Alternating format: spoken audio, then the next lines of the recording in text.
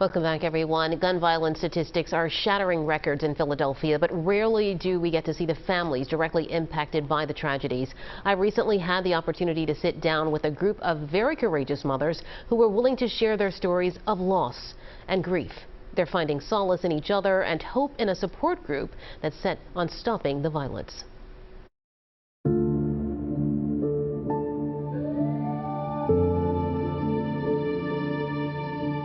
My son was shot over a basketball rift. I remember it like it was yesterday. I'll never forget that day. The gunman came up aside and shot him. We don't know why, we don't know who. When my son saw the gun, he backed up and went to push it down, and the man holding the gun shot him. And my son is 17. Some days I have to go up in my room and I lay on my bed and I cry for hours. Mothers in pain, sharing pictures of loved ones whose lives were cut far too short by gun violence. These courageous women are forever linked by the ripple effect that gun violence has created in their lives. Lives that will never be the same. It changed my life a whole lot. My life is totally different. I miss him dearly. You know, I'm at the cemetery once a week cleaning off his stone. It just hurts me that he didn't get his chance to live his life. It's just horrible sometimes to even look at the news just to hear another senseless death. Every time I hear of another event, of what that mother is going to have to go through, what her journey is going to be like. Near daily gun violence in Philadelphia has led to historic homicide rates this past year, a city right now on pace to possibly continue those statistics. Well, these are the faces behind the numbers, the families left to grieve. Mothers in Charge is a group that provides support, grief counseling, mentorship, and a safe haven for women whose lives have been shattered by gun violence. They don't even have a name for it. You lose a spouse, you're a widower. You lose your parents, you're an orphan. You lose, a mother loses a child. What is it called? Nothing. Because it's not supposed to happen. We sat down with a group of women who are a part of the organization. They wanted to share their stories, and they found solace in each other. My son wasn't married. He wanted to be married. He wanted kids.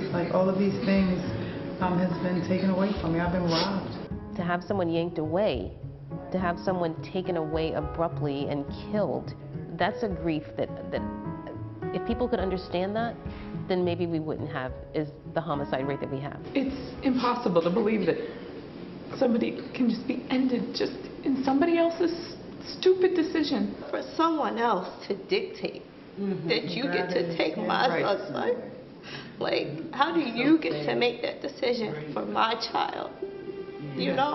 So every single day I cry.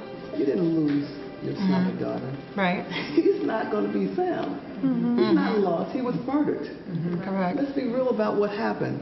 They're not lost because if you lose something, maybe you'll find it. Right. Dr. Dorothy Johnson Spite founded the group in 2003 after losing her own son to gun violence.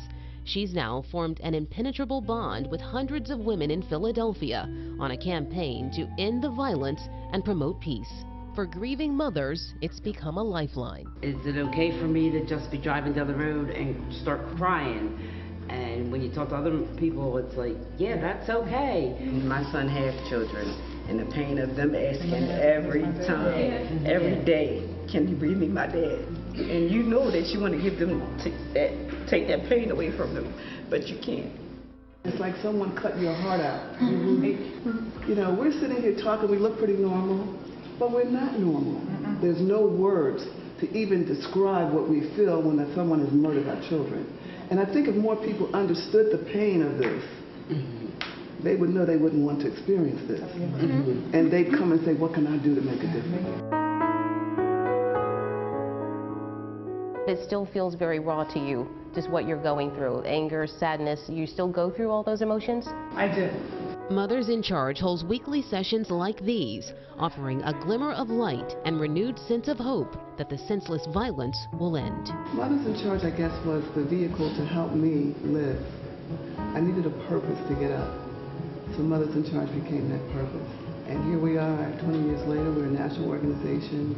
We're reaching so many families, mothers, fathers, grandmothers, aunts, and sisters across the city to help support them. I'm so grateful. When I first met her, like, it was like my situation's still pretty fresh. When you hugged me, I just literally just wanted to melt. It's like in your arms, because I don't have my mommy. And I needed that.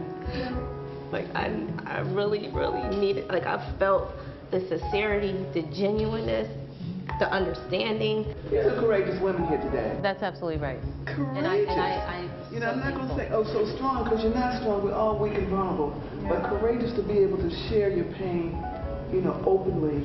An organization like this, to love on people, to be there for them so that we can celebrate our loved ones and we can encourage each other.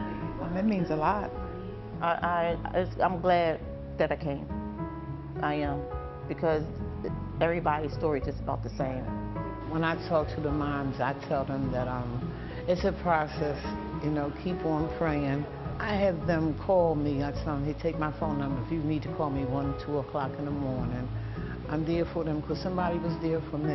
Everybody's in different times of their grief, but we can understand that. I can understand what they're going through, and maybe I have some words that'll help, and maybe they have some words for me. These organizations help a great deal to keep us moving forward, even if it's baby steps.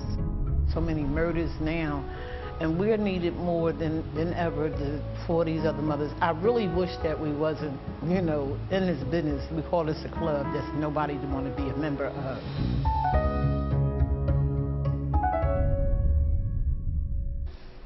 Well, we certainly thank them for sharing and trusting their story with us. Mothers in Charge has expanded its mission all across the country now. There are groups in Harrisburg, in New York, in LA, San Francisco. They look forward to the day when they, again, no longer need to exist.